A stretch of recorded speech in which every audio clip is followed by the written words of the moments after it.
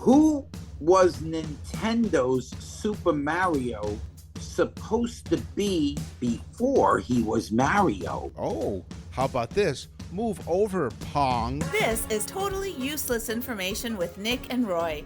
Listen, laugh, and learn. Hi, I'm Nick. And I'm Roy.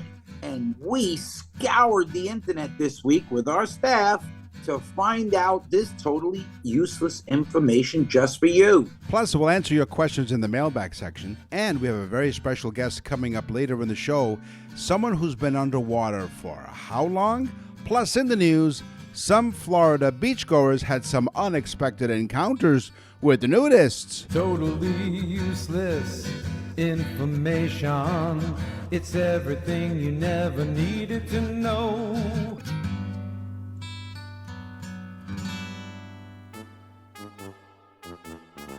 Step right up here. Step right up, folks. Don't be shy. Move it. Totally useless information with Nick and Roy present Games People Play.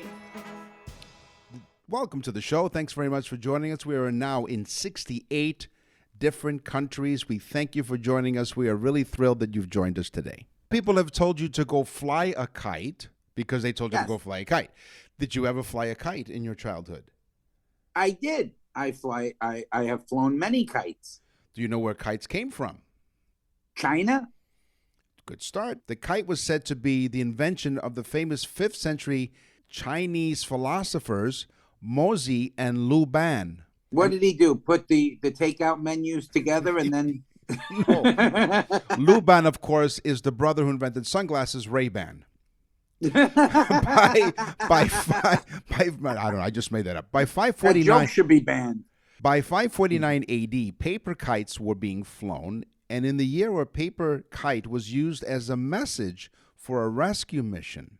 Ooh. Eventually, the kites were made of materials that were really ideal for kites, maybe the ones you've flown. Silk fabric for sail material, fine high tensile strength silk for flying line, and resilient bamboo for a strong, lightweight framework.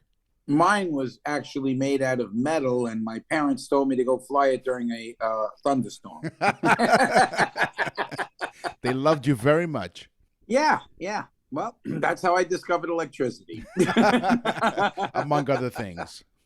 Aaron Rubik invented the Rubik's Cube, and I think we spoke about that on the show. Aaron, but we never really got into the fact. Aaron was an engineer, and he invented the cube while working on a project to have a cube that could move in multi-directions without collapsing on itself. He ends up coloring the sides so he could keep track and realizes that he can't get it back to the regular position. It takes him 1 month to do it. And after every day working on this, he said, my God, I've invented something that's amazing because I can't stop doing it until I get it. So the man who invented Rubik's Cube took a month to solve it originally. Then he figured out the mathematical equation and so on. What a square. But what a genius. Wow. That's fantastic. Yes. Did you ever try a Rubik's Cube? I actually did, yeah. And I solved it in a few seconds. And I said, what is so hard about this? So what did you do? Like you painted the sides? I took all the colors off, so it was all black. Right, exactly. Well, look, I got it solved. So here's my teaser. Move over, Pong. In October 1958, a physicist, William Higginbotham, created what is... He's from Deutschland. Deutschland. Go ahead. Yes, it's obligatory that every time we mention a German name, the German national anthem gets played somehow. I don't know where it comes from. I'm not playing that audio. William Higginbotham created what is thought to be the first video game. It was a very simple tennis game similar to the classic 1970s video game Pong, but it was quite a hit at a Brookhaven National Laboratory open house. So October 1958 is when they believe the very first video game was created. William Higginbotham. There's a movie out about that where the idea was stolen, and he invented it, and then somebody stole the idea, I guess, for Atari and so on. They end up having to pay him. Years and years later, they end up having to pay him for the rights to it. Nintendo made Mario by accident. This was my tease. Oh. Mario was not supposed to be Mario. In fact, it was supposed to be the Popeye game. Like Popeye the cartoon? Popeye the Sailor Man. Yes. I guess he was supposed to jump around and get spinach and get stronger. Okay. If you think about it, the original character is very much like Bluto, who is the nemesis of Popeye. Right. But they must have had some problem with rights and so on and so forth. So they invented the original Donkey Kong game with a Bluto figure and a man called Jumpman, who would eventually be named Mario, and then, of course, get a brother named Luigi, who was not as popular as Mario, which happens a lot in families. Right. He was the forgotten son. Yeah. So anyway, that's why Luigi is always wearing Mario's pants that he wore, and then he gets them. Yeah, that's right. He wore his overalls. But it's an accident, and he was never called Mario. He was called Jumpman. Wow. Okay. But cool. He was supposed to be Popeye, though. How about Birdie the Brain? Birdie the Brain was a computer game of tic-tac-toe, and it was built by Dr. Joseph Cates for the 1950 Canadian National Exhibition. Now, I'm up in Toronto, Canada, and Roy's in Fort Myers, Florida. And in Toronto, for many, many years, there was the Canadian National Exhibition. It runs the last 2 weeks of August leading into Labor Day. Think of it as like a state fair. It's really the best way. So anyway, Dr. Joseph Cates from 1950 went to the Canadian National Exhibition. It was one of the first games developed in the early history of video games. It stood 4 meters or 13 feet tall. Wow. And the computer allowed exhibition attendees to play a game of tic-tac-toe against what was then considered artificial intelligence. Now, wow. As an aside here, we're talking about artificial intelligence. Everyone's talking about the Chat GPT and artificial intelligence. We are declaring here at this point in time at Totally Useless Information with Nick and Roy that we are 100% artificially intelligent free. And Roy and I prove that every single week. Yeah, I was going to say I can show everyone artificial intelligence is when Nick thinks he's smart. Somebody told me that. I forget who. And that was not nice because even though you insulted me, you included yourself. So that was very nice. Well, thank you, Nick. Well, we are best friends after all. I like to share. Yeah, I know.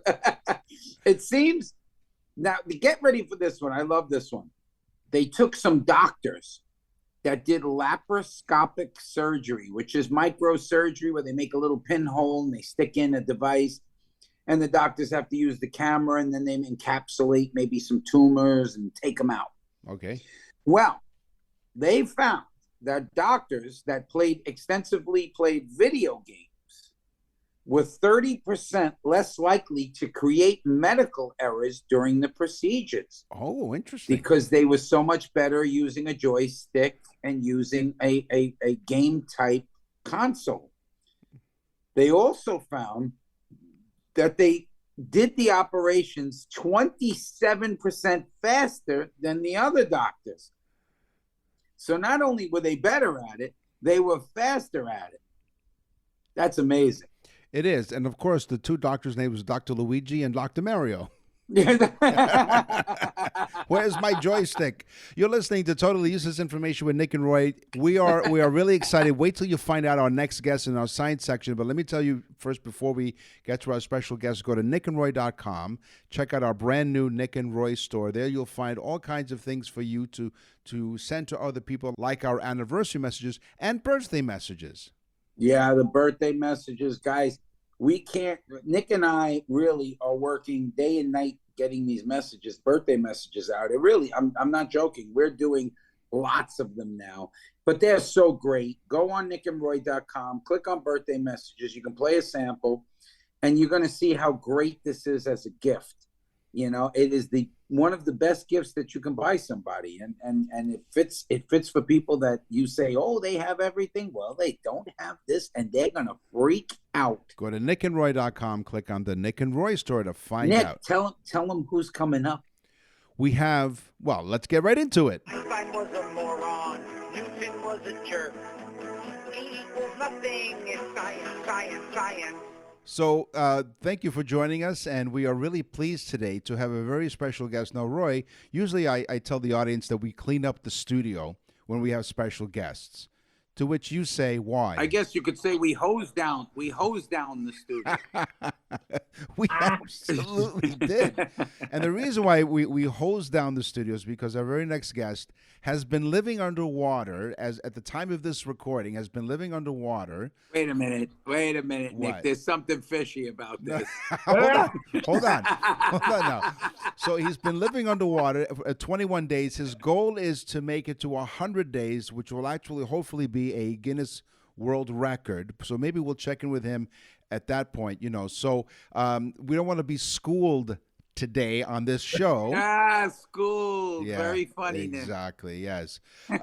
So after 28 years of service in the U.S. Navy, he's now retired. But he decided, you know what? Retirement is just for old people. So let's do this. Let's go underwater.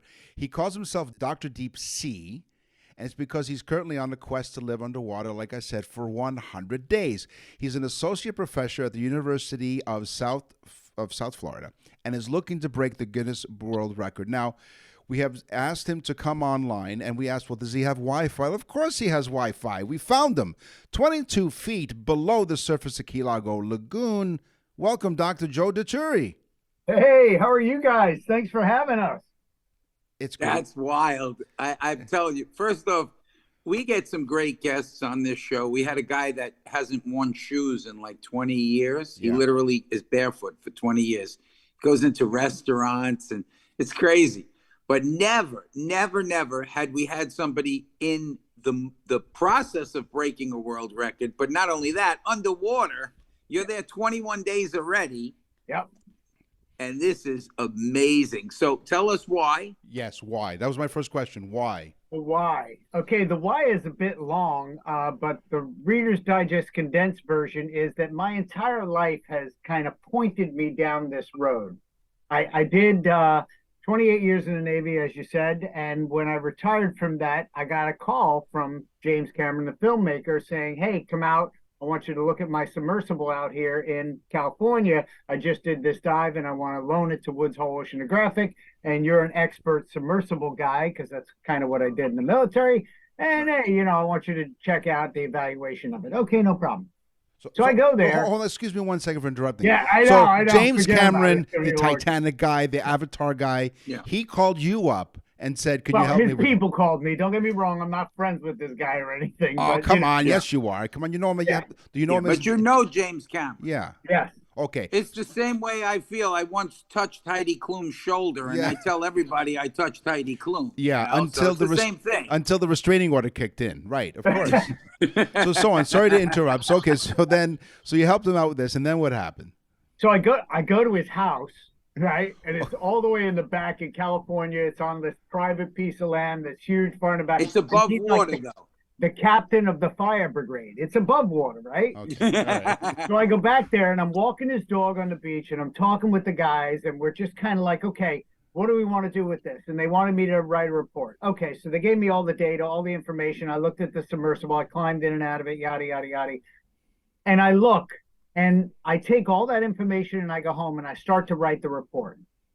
And I see that he had collected a sea lice, and sea lice are usually teeny tiny, like just the little size of your pinky nail, right? And they just bother you underwater, and they make you itch. He collected one that was about 14 inches long. All right, it's albino. He pulls it up, brings it to the surface. We pull the DNA sample off it. It's a partial cure for Alzheimer's. What? Yeah, I know. I was like, all right, forget about it. I said at that point, it was December 24th of 2012, and I said, everything we need is in the ocean, or everything we need is on this planet. Yin, yang, black, white, disease, cure. It's here. So this is an entire ecosystem. It makes sense that it's here. So I said, if you're going to find what you need to find, you got to look where you haven't looked before. And where are you going to look? Well, let's look at the Right damn there, ocean, underwater, right? Sure, why not? Nobody's looking there. So 10 years ago, when that all came to play, I said, okay, it's time. We got to live underwater. Because look, man, I grew up in Long Island, New York. I moved here from Italy, right? We get there from Italy, we move into a new house, and I didn't even know that around the corner, just like diametrically opposed on the corner, I was on the corner of 5th and 2nd. He was on the corner of 6th and 3rd. And his name was Brian. Turned out to be my best friend. But it took me several months to find him because he was all the way around the corner. I couldn't look that far. I wasn't allowed off the block, da-da-da-da-da. Long story short, if you live in a place, you will find all the cool things. Like I said, I got a lobster friend right down here named Fred. He just molted. And I literally watched him molt, shed his shell. There's a lobster family across the street. I call them the Partridge family. Why? Yeah, on account of because. Yeah, I because like you think they love you. You think they love you. That's why. yeah. Yeah. All right. So you're right. No, because, but I'll tell you. Yeah. What do you drink now? Now, how are you getting? How's he getting food and water? So I get food delivered down to me on a regular basis because there's no storage room down here, right? So Grubhub comes down. Grubhub. Yeah, no. No, man, I eat very cleanly. I'm 6'1", 220 pounds. I'm a big guy, but I work out a lot, and I don't eat crud, right? So I don't eat pizza, for instance. Okay. Like, see, that was my people come question. down here- Do you have a pizza delivered? Okay. So you answered that question. Thank you. Yeah, no, not my scam. But you got to cook everything. For instance, you're down in a pressure, and when you're down at pressure, you increase the partial pressure of oxygen. So that means it feels like there's more oxygen down here, which lowers the ignition point of everything. So you can't cook down here. Right. So you can use a microwave, and that's the only heat-producing device that you can have. Everything else has to be LED, low electrode. You can't have devices plugged in. It's a big deal, right? I don't want to go on fire. That's a bad thing. No. So here we are doing this, and I'm able to cook down here, but only in a microwave. So, like, I make a mean poached salmon, guys. I make a mean poached salmon. It's really good stuff. Well, don't you get sick of seafood? With all the time that you spent under there, like, are you just Don't you feel bad eating them? Like you look at them for a while and then you grab a lobster and throw them in the microwave. You can't. The beautiful thing is we're in a marine sanctuary, and those friggin' lobsters know it, right? Like the lobsters walk with reckless abandon. They're like, they know they're protected, right? Totally. So That's I don't the same way Heidi Klum walks around since the Order of Protection. Right. Yeah. Exactly. Now, okay. So you microwave some stuff. Have you brought any fresh fruit? Yeah.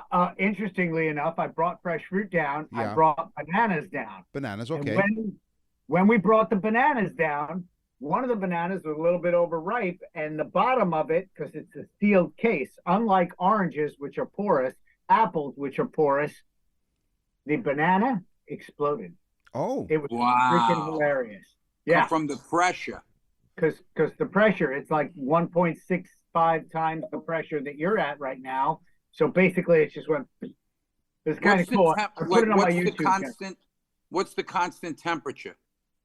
Right now it's 75, but I have an air conditioner, and the air conditioner's purpose is to dehumidify this place because I live underwater and I'm in a 100% humid environment. I mean, look at my hair. It's all jacked up every day. I was going to say something, but Yeah, because I'm here and I'm follically challenged. Thanks for sparing my feelings.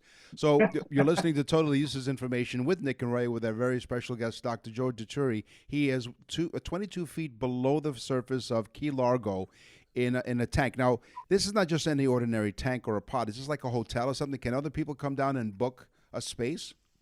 Absolutely. You can book a stay down here. And anybody can. Anybody can come live down here. Now, let me just tell you, this is not, this is not the Marriott, right? This is So hold on. The biggest. Yeah, you're telling us that to dive? Is that what you're telling us? You guys are Nick. funny, man. You're killing. Nick, you shouldn't have gone there, okay? This man is doing this. He has a purpose. That's right. You guys, I tell you, it's like the Nick. Well, it's totally useless information with Nick and Roy. Now you know why they insisted on this title of this show. We had other ideas, but they said this is the name of the show and this is why. So, okay, so you can book time. So you can go online and just like almost like instead of an Airbnb, it's like an underwater B&B, I guess. 100%. So you can come, you can stay, but the beds are basically twin sizes, the biggest bed. Are they water beds? They are not water beds. 20,000 out-of-work comedians, and this guy's trying to be funny. Well, the key word there is trying. Yeah.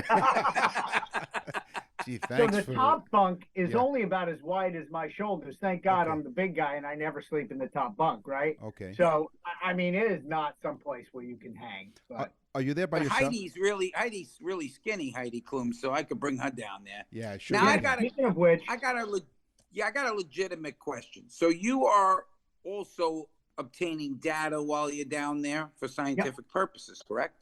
100%. And that's really what it's about. The 100 days, I could care less. The record's 73 days, 2 hours, and whatever. As a matter of fact, there's the world record. Oh, wow. Okay. Yeah. So, but that's not what this is about. This is literally about the scientific nature of the mission. I want to collect data on what happens to the human when they live underwater, under pressure for a long period of time. Because look, we are going to space, right? That's the Where the Hell is Hanksville t-shirt, right? Hanksville is Mars Desert Research Station, and I was there on mission 192, and we're talking about going to Mars. Our closest home and transfer window right now is 6 months. That's the closest. So I'm looking at being down here just over 3 months. So we haven't figured out the isolated, confined, extreme environment stuff yet. We haven't figured what your focal point changes when you only have a 15-foot visual acuity, right? There's so many things that have to be worked out. What happens to people when they're sort of isolated in this environment, right? You can lock out and go out and clean the window, which I do pretty regularly, but that's about it. You got nowhere to go. You got nothing to do. You can't go to. Yeah, I think I would kill Nick after 100 days. I'd probably kill him. How about 100 hours? So what do you do for entertainment? And if it's something we don't want to know, please don't tell us. Right? Yeah. Oh no, but if you want to know something like that, I got information for you. But that's beside the point. All in the name of science, right? Okay, I know. Yeah, I agree with you. I most of my high school days were mostly about science. It was Yeah, biology and a lot of hands-on experience. yes, if you know what I mean. Yeah. So, what do I do for entertainment? I made them take the TV out of my room. I'm a scientist. I read articles. I literally work until about 7:30 every night. I get up at about 5:30, 6 o'clock every morning. Okay. I work till about 7:30 every night. I'm doing EEGs, EKGs, pulmonary function tests, some transcutaneous oxygen monitoring, ear studies, ear visualization. There's so much science going on here. So the oxygen that you're breathing in is under some sort of decompression, like a respirator, correct? No, it's pressurized, right? So Boyle's law says that we pressurize it more. So it makes it feel like you're breathing 1 molecule of gas. I'm breathing about 1.5 molecules of gas. So it's a little harder to breathe. My voice is a little higher. If you hear me, like I actually sound like a man instead of like a little girl right now. But yeah. Wow. Okay. I mean, that is so cool. It is. Now, what do you do with your waste, so to speak? So great question. It has to be macerated, right? Everything has to be macerated, and it's a typical toilet like you have in the back of an RV. It has to be chopped up real fine and then pumped out, and that's what we do. We chop it up real fine and we pump it out. That's what I do on a regular. That's my job. Into the lagoon? My house. You pump it out into the lagoon? No, come on. Okay, I was gonna say, don't swim there then. Like, come on. Don't swim there. Forget about it. You get an ear infection for sure. That lobster would put his shell back on and move real quick. That's right. I'm going back to Long Island. The heck with this stuff. Go back to Maine. So, okay, so you told us about what entertainment. How do you sleep at night? Like, do you sleep well? Like, do you have any nightmares? Like, Usually, he probably does it lying down. Nick, I would assume. how do you sleep lying down? But do you sleep well? Like, are the sounds like? Do you have to block out any of the sounds around you, the ocean sounds? Or some people use ocean sounds to fall asleep. Does that help you fall asleep when you can't sleep one night? Yeah, there's no ocean sounds technically down here, but what I hear is a lot of bubbling because we constantly flow the air into the habitat and it flows out the bottom. I have to ask you this personal question. Okay, so you said you can have visitors. So let's say someone comes to visit. What would the relations be like underwater? What would the relations be like? Yeah, like, when you're having He's relations. talking about sex. That's all he thinks about because he doesn't get any. Come on. I'm married 22 plus years. What do you want? What do you want from me? I'm 39. So We we can forgot what talk about sex that if is. you want. Okay, now, and I asked this, okay, not to be silly, but from honest to goodness, from a scientific point of view, because you're talking about different pressures and whatnot. Okay, I'll put it to you this way. I'll put it to you cleanly. Is the experience different underwater than it would be Nick's above trying water? to say, how the hell is it to have sex?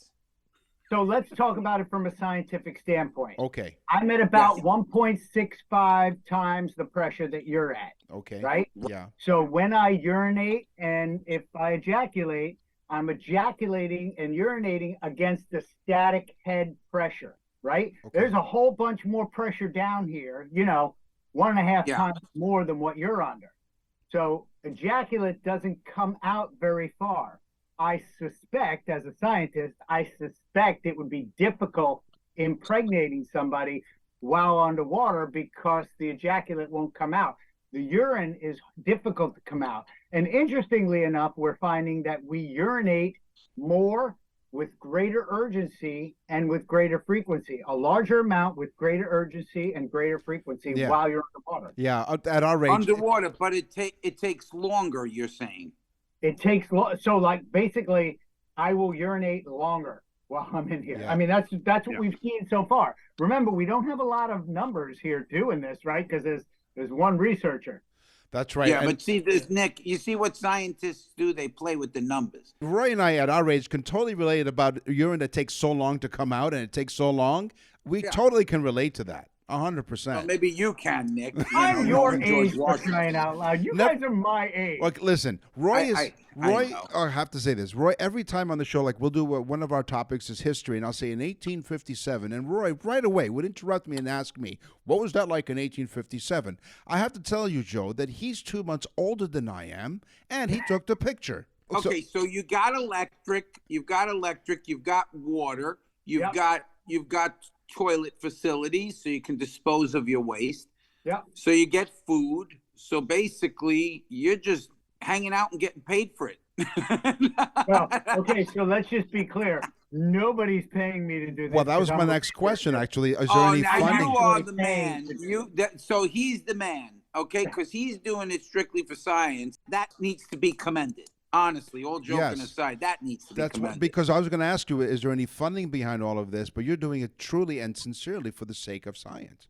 Yeah, Yes. that's the Like bottom. when- That's the bottom line. There is a nonprofit corporation named Marine Lab who is above water here, Okay. and they bring kids down out here, and they high five me in the window. They teach kids about the ocean, the marine environment, marine science, what the difference between a mollusk and a crustacean is. Sure. So we do a lot of interaction with kids. So that's about 2 to 3 outreaches a day with little kids, 6th, 7th, 8th, 10th, even high school and college age.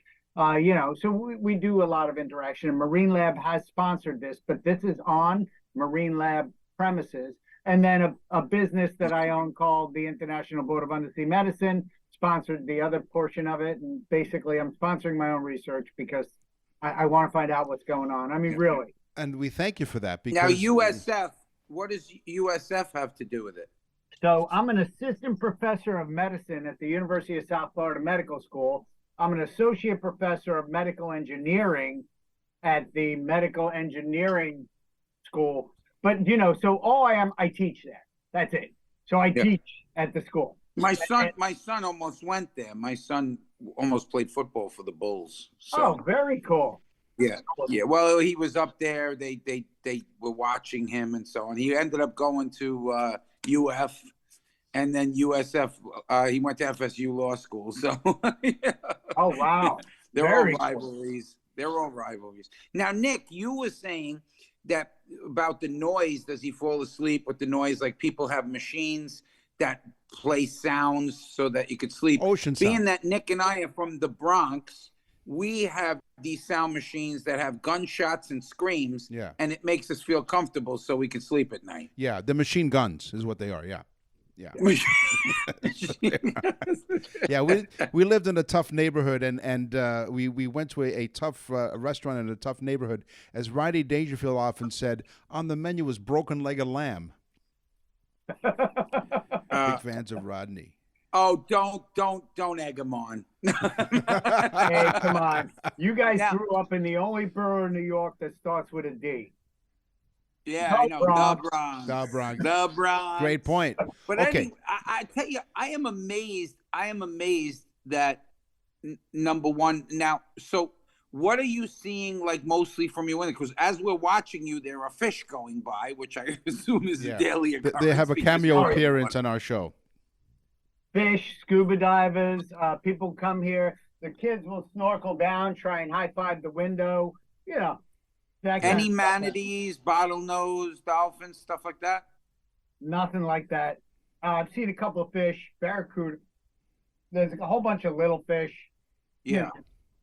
Yeah. Yeah, because I'm over here. I'm in of course the Gulf of Mexico, but man, we go out on the boat and the dolphins are all over the place. The manatees are all over the place. So manatee haven't swum by this window, but I considered it a sign when I went in the water. There were two manatees that kind of greeted me, and I'm hoping that those two are there when I get back. You guys know the whole story about manatees and sailors. You know I'm a sailor, right? There is a rule on the books in Florida, apparently a law that says that if you have sex with a manatee, which I can't see, you'd have to be real drunk. Yeah. Or you have to have been at sea for a long period of time. Oh, yes. All right. That's where we thought mermaids came from. Yes. That we'd see a manatee and we'd mistake it for a woman. Yeah, we don't have clubs up here. The girls in Florida are beautiful, Nick. Yeah, they are You're here. coming down here. You'll see them. I'll be down in the middle of May. So 100 days. So when it would be your last day? June 9th. June 9th. June 9th. So maybe what we can do is, okay, so I'm going to be down in the middle of May. So perhaps as you get closer to your 100-day goal, maybe we can catch up with you and find out how things are going at that point in your experiment. I would love that. Yeah, that would be awesome because I've had a great time and we have other useless information to provide the audience. But this has been an absolute treat to talk to someone who I've seen all over YouTube and everything else. I'm like, I wanted, because it's a fascinating thing that you're doing, number one. Number two, you're a cool guy. Number three, you're from the Bronx. How could you go wrong? Yeah. I'm from Long Island. Forget about it. Are you doing a Facebook? Are you doing a Facebook thing, or are people? Yeah, so Dr. Deep Sea on Instagram and YouTube and Twitter, and then my Facebook is just Joe Dituri. But just look up the 100-Day Undersea Mission, and you'll see it. There's a bunch of stuff out there. Like I said, we've been doing microbiology, biomedical engineering, all kinds of cool science stuff. Like I said, it's not about the 100 days. It's about the science that we're doing and the outreach to the kids. Joe, thank you very much for your time. You've been really generous with your time. We really do appreciate it. Thank you for what you're doing for science. And I'm really fascinated to hear about what you found with James Cameron. What you call a sea lice? Is that what you call it? Sea lice? And how maybe the next time we have you on, you can talk to us about how you discovered that the sea lice could lead to a lot of advancements in helping out people with Alzheimer's. Can do. Yeah. Both Nick and I have family members that passed that had Alzheimer's. Both of our moms. Yeah. Both of our moms had it. Yeah. So, Dr. Joe, thank you very, very much for your time, and we're looking forward to catching up with you, and good luck with everything. Thank you, guys. Have a good man, it was really a pleasure to talk to you. You're listening to Totally Useless Information with Nick and Roy. Wall Street, Bay Street, NASDAQ, Hang Seng, loonies, toonies, dollars, and yens. This is On the Money with Nick and Roy. Boy, that was cool, wasn't it? He was just a fantastic guy. I think so far, of all the great guests we've had, and they've all been great, so far he's my favorite. Yeah, that was cool. When he started showing us around, and if you're listening to the podcast, he actually showed us around the inside of this room, this encased metal room that he's staying in, and you can listen to it. He describes everything as he's showing it, so it's really good. But as we were talking to him, the fish are swimming around the back, and you can see through the window. It really is cool. Okay, we're talking about money here. We're talking about being peppered. In 2009, ATMs in South Africa were outfitted with pepper spray. It prevented tampering. If a camera on the machine detects someone trying to tamper with a card slot, because what they do is they try to install a skimming device or explosives to steal the money. A mechanism installed at the ATM, it releases a cloud spray, a pepper spray. The hope is that the spray will disorient the culprit long enough to allow the authorities to arrive at the scene because they're notified. But during the routine maintenance on one of the machines, 3 workers were maced while they were repairing or filling the machines, right? And they were maced, and they had to be treated. Yeah, treated like idiots. Yeah. Absolutely. After World War I, Germany experienced what's called hyperinflation. Now, you'll notice I said the word Germany, so Deutschland. Thank you. Okay. But they experienced hyperinflation at a level that the world had never seen before. Their mark, or their dollar, went down to almost zero. So literally, it was worthless. So what to do with your money? Well, there are stories of people putting paste on it and using it as wallpaper on the walls. What? But mostly, they gave it to kids to play with because it was useless. And some people actually used it as toilet paper. Really? Wow. That is crazy. So what do they call it? Hyperdollar? No, hyperinflation. Hyperinflation. It's pretty much what's going on now. Yeah, exactly. So it's pretty much what's going on. Look, all you got to do, Nick, is look at a picture of yourself from high school and look at a picture of yourself now, and there's hyperinflation. Right. That's overinflation. And I'm right there with you. Exactly. So now you said Germany. Now Germany is one of the nations. Deutschland. Thank you. Okay. They're one of the countries in the European Union that use the currency known as the euro. Yes. The name of the European currency, euro, was suggested to the European Council by a German. Deutschland. Okay, you missed the cue. By a German delegation led by Germany's then Minister of Finance, Theo Wiegel. A total of 18. Oh, yeah. You know Theo Wiegel, don't you? Yeah, sure. Wiegels wobble, but they don't fall down. A total of 18 animals, by the way, are depicted on all euro coins, and the euro is accepted in 20 countries, including Germany. Take a U.S. $100 bill. Okay. And put it up in the air, okay. And you'll see that there's a blue ribbon strip going through the bill. Is that a security thing? Yes, but when you look at the strip, you'll notice it has like a reflection to it. If you put glasses on, like we have to do now, Nick. That's right. And you look at it very closely, you'll find that it's the Liberty Bell dancing. Oh. But really what it is supposed to be the Liberty Bell ringing, moving. How crazy is that? The ribbon has hundreds of tiny micro lenses built into the ribbon that give it the effect of movement. There's also magnetic properties in the ink. There's so many things going on with the bills themselves. I know you guys up there, you have actually plastic in your money. That's right. Yeah, they last longer. Crazy, wild. Yeah. Yeah, we can actually. So if you want to watch the Liberty Bell ring, you just get $100 bill. In fact, Nick and I would like to watch it, so please send your $100. No, you don't do that. No, don't. You can go to nickandroy.com and check out all the latest episodes, all of the full library of episodes. You can go to nickandroy.com, go to Nick and Roy store, like we said, you can order your anniversary or birthday messages. You can go to nickandroy.com and order a 1-year supply of our newsletter. You can go to nickandroy.com to check out all kinds of neat stuff, but don't send us money. Don't do that. I know that in the restaurant that we worked at, that your dad owned, I think we took Diners Club credit card, did we not? Yes. If I remember correctly. Yes. Okay, so the idea for Diners Club was conceived at the Major's Cabin Grill restaurant in New York City in 1949. Diners Club co-founder Frank McNamara was dining with clients and realized he left his wallet in another suit. Likely story. His wife paid the tab, and McNamara thought of a multi-purpose charge card as a way to avoid similar embarrassments in the future. So he and a partner, Ralph Schneider, launched the first Diners Club card, widely considered to be the birth of the modern charge card. Wow. Yeah, we did. We took Diners Club, and back then they sent you this. It was made like newspaper, and it was all the cards that were bad. So when you got a Diners card, you matched the number up with the thing. It was not work. It was not a good functioning card. Right. But if the number didn't appear there, you knew it was a card that you could take. Can you imagine? It's wild. Stuff. When the dollar bill, the U.S. $1 bill was created, the government wanted to pay homage to the 13 colonies of the original United States. Mm-hmm. So get ready for this. There are 13 different representations of the number 13.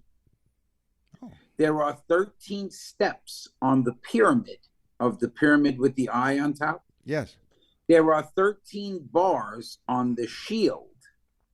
There are 13 stripes at the top of the shield. There are 13 stars above the eagle. There are 13 leaves and berries on the olive branch in the eagle's talon. And in the other talon, there are 13 arrows. There are 13 stars above the seal of the treasury. So 13 is all over the dollar bill. I would imagine it's because of the 13 original colonies. That's exactly what it was. They wanted to pay homage to. Had you really honestly been listening to what I was saying, I said that before. You did. That's what I meant. Because I remember you said that it was paying narcolepsy strikes again. You know what okay, I'll be honest with you. I was drifting, not because you always bring in interesting stuff, but I couldn't get over the interview we had with Dr. Dituri. Like the fact that he was conducting all these experiments and that he found sea lice that could very well be a huge improvement in Alzheimer's research. It just blew my mind. So I apologize. I still think there was something fishy about that interview, Nick. Right. I wonder if his middle name was Finn. You're listening to Totally Useless Information with Nick and Roy. nickandroy.com. Of all the other things we told you that you can do there, how about sending us an email? What's in the mailbag? What's in the mail?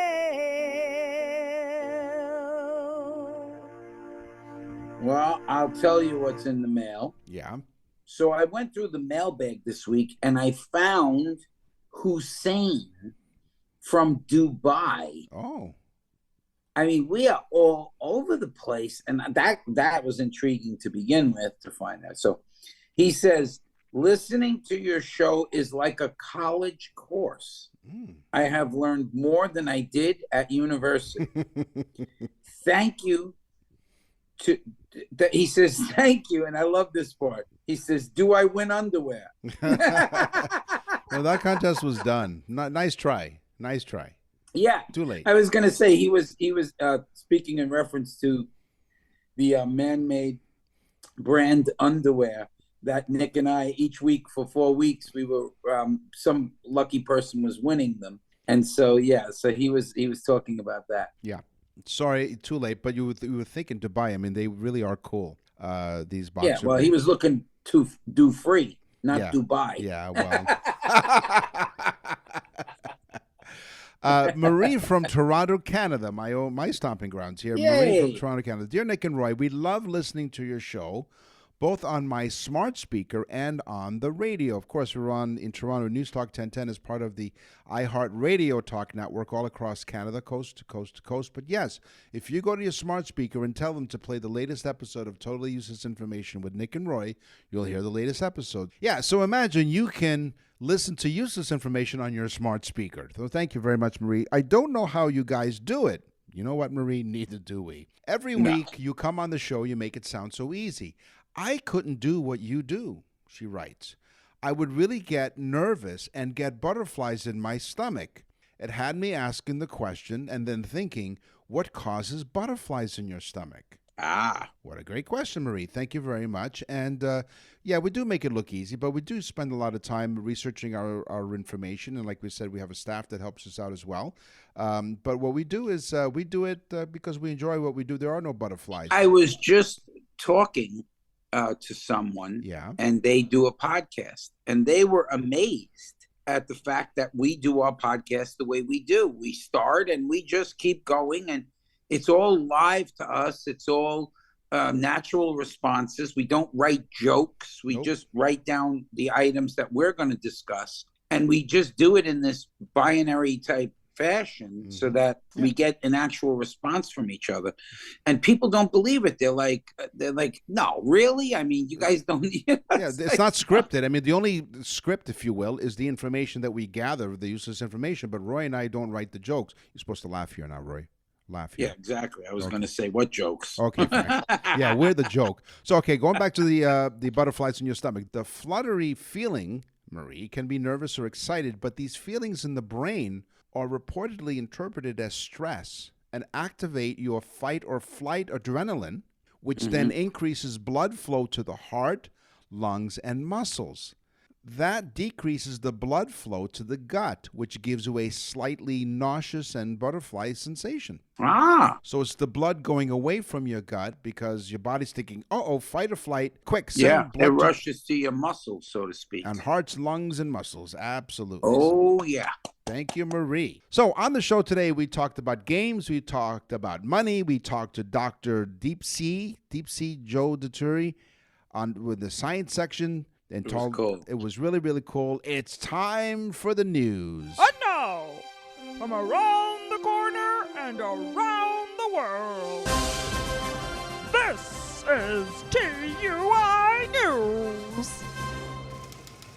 Some Florida beachgoers here we go. had come across some unexpected encounters with nudists. Where?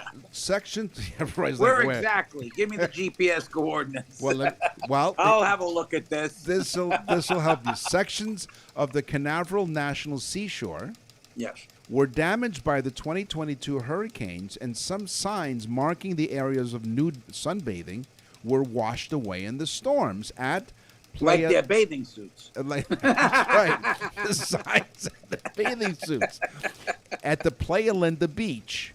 Yes. Or play with Linda. I'm not quite. I was just going to say they're playing with Linda. They had some families venturing onto stretches of beach. It's the most fun place to watch volleyball on the planet. That's right. So the nude sunbathing were washed away. These signs were washed away at the Playa Linda Beach. They had some families venturing onto stretches of the beach they normally would not go to, right? Because they're figuring, So one lady said, there's a big fat guy there laying like this, and she was showing the people how the guy was laying down. I don't want to see that kind of stuff. It was uncomfortable. I promise I will not do it again. She told TV station Fox 35 that she had to cover her eyes. Sections of the Canaveral National Seashore, again, were damaged by the hurricanes, and so they didn't get a chance, I guess, to put Nick, up the signs. Nick, can I please stop you? Yes. You're coming down here in a few weeks. Yes. Okay. We have nude beaches here as well. Well, okay. Well, I'll tell you. They put up a flag. I guess you could say they erect a flag. Yes, they do. They really do. So now, according to officials, there's no federal law. So you're telling me that? So never mind. You're not going to take me to like the coolest clubs. First off, if we go to Miami South Beach, there's plenty of women with no tops on. Go ahead. So Yes, according please. to officials, there's no federal law addressing nudity on the beach since it's a national park. So you can do whatever you want. But according to the Brevard Sheriff's Office, parts of the beach are on state property where it's illegal to go nude. What? In So, Brevard County? yeah, I hope that doesn't shock you. But in parts No, of no. I'm just But wondering. Brevard County, you're not allowed to go naked on the beach. because it's state property and that's illegal to go nude. Yeah. So it's frustrating because there was no sign. I guess it wasn't a good sign. There was no warning for us to know that what we were about to experience. To make matters worse, she said 2 men were seen committing lewd acts. Uh-oh. And there were children nearby. They could have just been building a sandcastle. How do we know? But apparently the men stopped before rangers arrived, so no arrests were made. Oh, my God. So these 2 guys were frolicking. No, they were committing lewd acts. Yeah. Mm-hmm. Okay. Oh, yeah. Well, over by me, Nick, we have a nude beach here, and they erect a sign, a flag, when the nudies are there. Yeah. And there are signs that say, cover your eyes, these people shouldn't be nude. That's what they're upset about. It's only fair because, down here we have an older population to begin with, and their eyesight's not good. So they would have to get real close to see some of these specimens. Hey, that's all the time we have for this week's episode. Thank you very much for joining us. This is the first episode of Season 8, and what a way to kick off a brand new season with Dr. Joe Dituri. Thank you very much for joining us, Doctor. We will check in with him. Yeah, more great guests to come as well. Yeah. So listen, guys, tell a friend. Tell everybody about the show because, again, we're in 65, Nick? 68 countries and almost 68 countries around the world, folks. This little show started off 4 years ago, and now it's all over the place. We're like nudists at that beach with no sign. I'm Nick. And I'm Roy. Thanks very much for listening. Totally Useless Information with Nick and Roy is a production of nickandroy.com. Visit nickandroy.com to access the full library of episodes or wherever you get your podcasts.